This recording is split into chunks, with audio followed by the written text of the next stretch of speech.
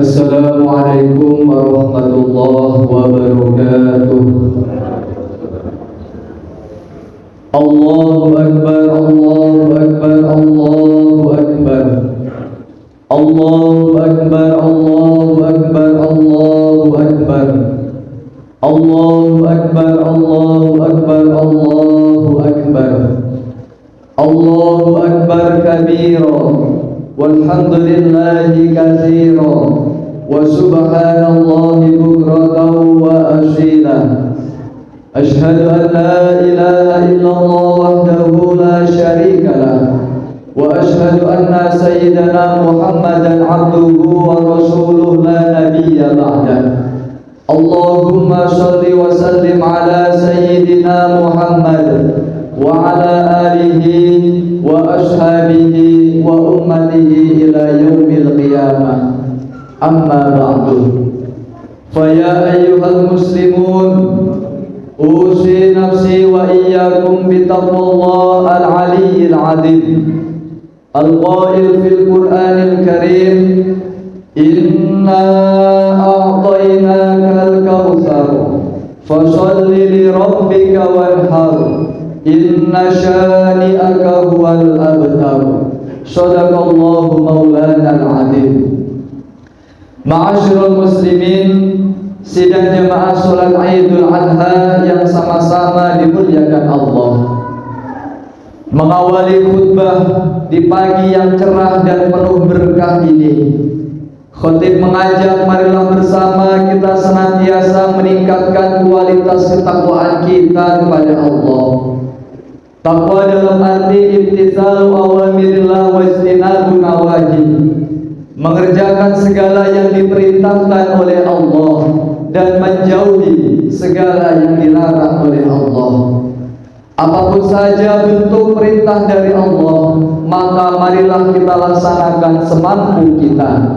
Dan apapun saja bentuk larangan dari Allah, maka mari kita tinggalkan kesemuanya. Dengan kita senantiasa menerapkan, mengaplikasikan hidup bertakwa kepada Allah di dunia ini, maka akan banyak sekali keutamaan yang akan kita dapat. Di antaranya Allah akan memberikan kita solusi atau jalan keluar atas masalah yang kita hadapi. Allah akan memberi kita rizki dari jalan yang tidak kita duga. Allah akan menambah wawasan ilmu pengetahuan pada kita. Allah akan merahmati, menyayangi kita, dan Allah akan menempatkan kita di sisinya yang paling mulia.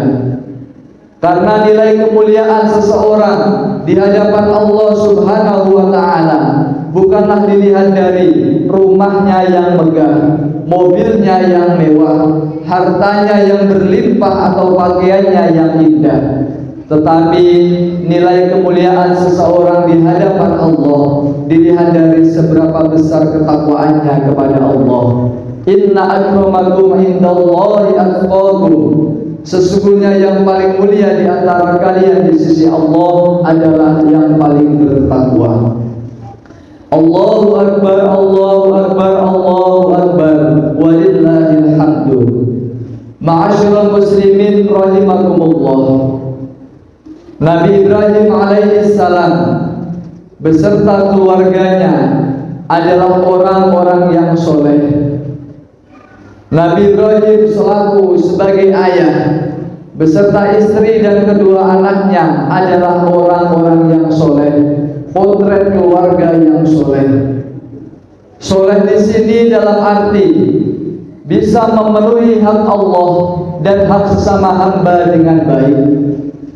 Kesolehan tidak akan bisa dicapai kecuali dengan ilmu dan amal.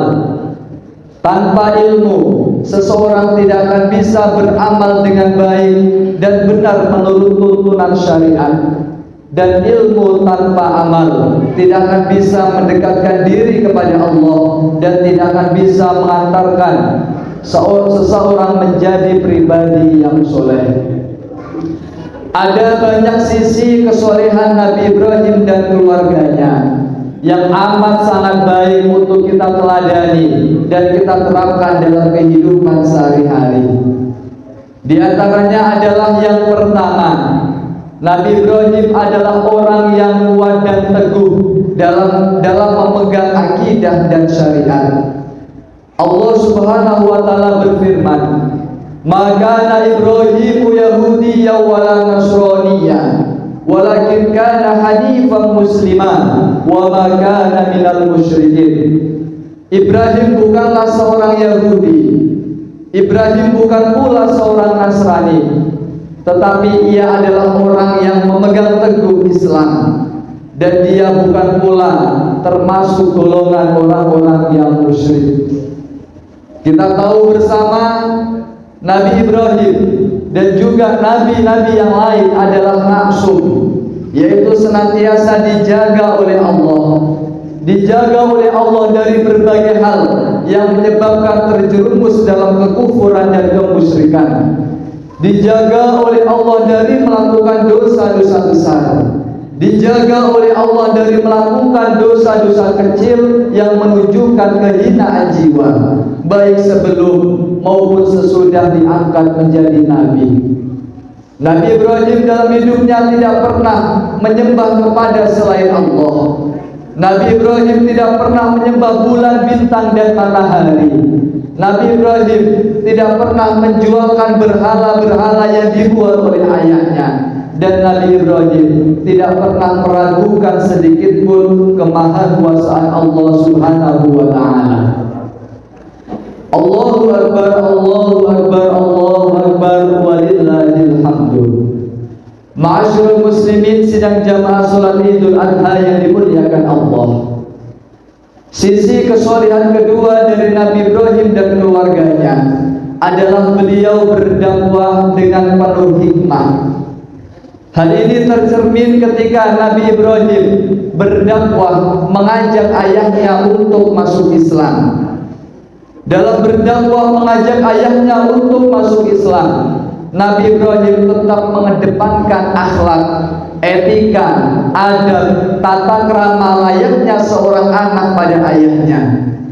Nabi Ibrahim menjelaskan pada ayahnya bahwasanya berhala-berhala itu tidak bisa melihat dan mendengar. Sesuatu yang tidak bisa melihat dan mendengar mustahil untuk bisa mendengar permohonan dari penyembah-penyembahnya. Mustahil untuk bisa mengabulkan permohonan dari penyembah-penyembahnya. Mustahil untuk bisa memberikan manfaat kepada penyembah-penyembahnya. Sehingga yang pantas untuk dipertuhankan, dijadikan Tuhan adalah Allah Subhanahu wa taala. Allahu Akbar, Allahu Akbar, Allahu Akbar, walillahil hamdu. Sisi kesolehan yang ketiga dari Nabi Ibrahim dan keluarganya adalah beliau berilmu. Beliau memiliki hujjah yang kuat, beramar ma'ruf nahi munkar dengan penuh keberanian. Allah Subhanahu wa taala memberikan hujjah yang kuat kepada Nabi Ibrahim, yang dengan hujjah tersebut Nabi Ibrahim bisa menyanggah dalih-dalih yang dilontarkan oleh musuh-musuh Islam. Allah Subhanahu wa taala berfirman, "Wa tilka hujjatuna atainaha Ibrahim 'ala qaumih." Dan itu adalah hujjah kami yang kami berikan kepada Ibrahim untuk menghadapi kaumnya. Dengan hujjah yang kuat inilah Nabi Ibrahim bisa membungkam penduduk Haran yang menyembah bulan, bintang, dan matahari. Nabi Ibrahim menjelaskan kepada mereka bahwasanya hanya Allah Tuhan satu-satunya.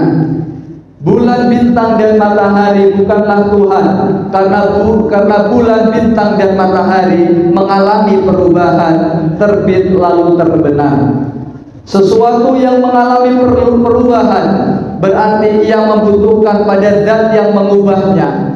Dan sesuatu yang mengubah pada dan sesuatu yang butuh pada sesuatu yang mengubah, maka berarti ia lemah. Dan sesuatu yang lemah tidaklah pantas untuk dijadikan sebagai Tuhan, tidak pantas untuk disembah. Perkataan Nabi Ibrahim hadza Rabbi pada kaumnya itu adalah dalam konteks mendebat kaumnya.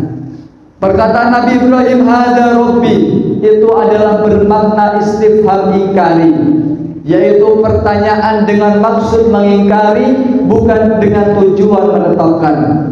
Nabi Ibrahim berkata saat melihat bulan, bintang dan matahari, hada Rabbi, inikah Tuhanku. Seakan-akan Nabi Ibrahim bertanya kepada kaumnya, wahai kaumku, inikah Tuhanku sebagaimana yang kalian kira, sebagaimana yang kalian sangka?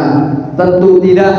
Bulan dan bintang serta matahari bukanlah Tuhanku, karena ia mengalami perubahan, timbul lalu tenggelam, sedangkan Tuhanku satu-satunya adalah Allah Subhanahu wa Ta'ala.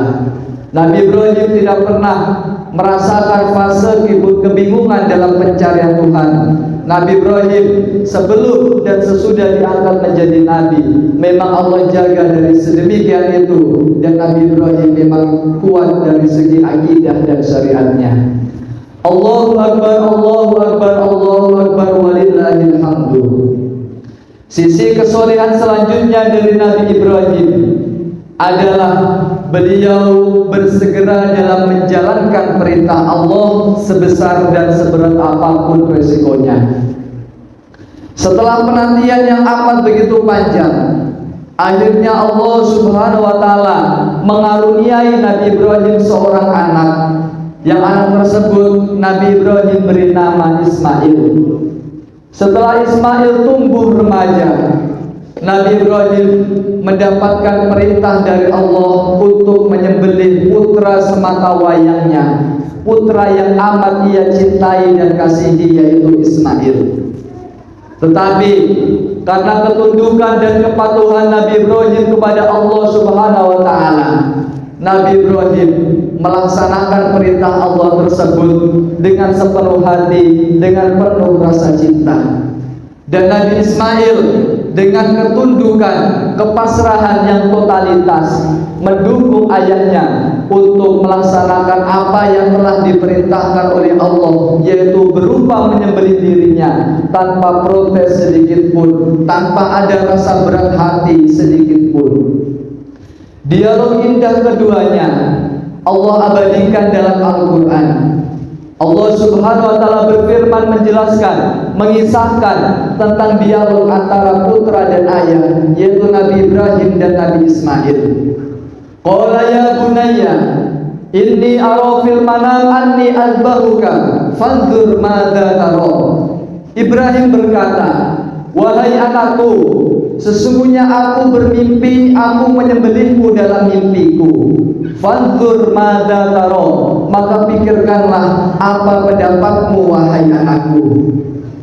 Kita tahu bersama mimpi para nabi adalah wahyu, dan pertanyaan Nabi Ibrahim kepada Nabi Ismail yang berupa fanzur madza tara, maka pikirkanlah apa pendapatmu wahai anakku, itu bukanlah permintaan persetujuan Nabi Ibrahim kepada Nabi Ismail, apakah perintah dari Allah ini kita laksanakan atau tidak. Itu juga bukan merupakan suatu keraguan-raguan dari Nabi Ibrahim sehingga menanyakan kepada putranya fanzur madza tara. Tetapi tujuan pertanyaan Nabi Ibrahim pada Nabi Ismail itu adalah untuk mengetahui kemantapan hati dari Nabi Ismail untuk menerima perintah dari Allah Subhanahu wa Ta'ala ini. Kemudian dengan kecintaan yang luar biasa kepada Allah Subhanahu wa Ta'ala, Nabi Ismail menjawab, qala ya abati al-ma tu'mar satajiduni insyaallahu minas sabirin. Ismail berkata, wahai ayahku, kerjakan apa yang telah Allah perintahkan padamu. Insyaallah engkau akan mendapatiku tergolong orang-orang yang sabar. Jawaban Nabi Ismail ini merupakan jawaban dari seorang hamba yang amat sangat besar cintanya kepada Allah, yang amat sangat besar kepasrahan dan ketawakalannya kepada Allah. Jawaban Nabi Ismail yang disertai kata insya Allah itu menunjukkan kemantapan hati, menunjukkan bahwasanya segala sesuatu di dunia ini terjadi atas kehendak Allah Subhanahu wa Ta'ala. Jika Allah berkehendak maka terjadi, dan jika Allah tidak berkehendak maka tidak pula terjadi. Singkat cerita, setelah Nabi Ibrahim mendengar jawaban dari Nabi Ismail, lantas Nabi Ibrahim bersegera untuk menyembelih Nabi Ismail. Sebelum menyembelihnya, Nabi Ibrahim mencium dengan penuh rasa kasih sayang Nabi Ismail, sembari berkata, "Ni'mal aun anta ya bunayya ala amrillah." Sebaik-baik pertolongan padaku untuk menjalankan perintah Allah adalah engkau, wahai anakku. Dan ketika Nabi Ibrahim menggerakkan pisau di leher Nabi Ismail, pisau tersebut tidak berpengaruh apapun. Pisau tersebut tidak melukai sedikit pun leher Nabi Ismail, dikarenakan pencipta segala sesuatu adalah Allah Subhanahu wa ta'ala. Sedangkan pisau hanya alat, hanya media untuk memotong sesuatu. Sedangkan pencipta terpotongnya sesuatu adalah Allah Subhanahu wa ta'ala. Jika Allah Subhanahu wa ta'ala berkehendak segala sesuatu tidak terpotong, maka tidak akan terpotong sesuatu apapun atas kehendak Allah Subhanahu wa ta'ala. Atas besarnya rasa sabar, tawakal, dan takwa dari Nabi Ibrahim dan keluarganya, maka Allah Subhanahu wa ta'ala memberikan jalan keluar. Allah Subhanahu wa ta'ala menjadikan atau mengganti Nabi Ismail dengan domba putih jantan yang besar yang malaikat Jibril bawa dari surga. Hal ini sebagaimana dikisahkan dalam Quran surat As-Saffat ayat 106 sampai 107. Allahu Akbar, Allahu Akbar, Allahu Akbar, walillahil hamdu. Ma'asyiral muslimin rahimakumullah. Itulah tadi beberapa sisi kesolehan dari Nabi Ibrahim dan keluarganya yang amat sangat baik untuk kita teladani dalam kehidupan sehari-hari. Terakhir kita berdoa kepada Allah, semoga Allah Subhanahu wa ta'ala memberikan kita kekuatan untuk kita bisa meneladani orang-orang soleh, termasuk diantaranya adalah Nabi Ibrahim. Sehingga dengan meneladani orang-orang yang soleh, insya Allah kita juga ditakdirkan oleh Allah tergolong ibadillahi sholihin, hamba-hamba Allah yang soleh. Yang dengan demikian insya Allah Allah akan meridhai kita, Allah akan mencintai kita, Allah akan memberkahi ilmu, amal, umur, dan rezeki kita, dan kelak insya Allah kita akan berdomisili di surganya Allah. Amin ya rabbal alamin.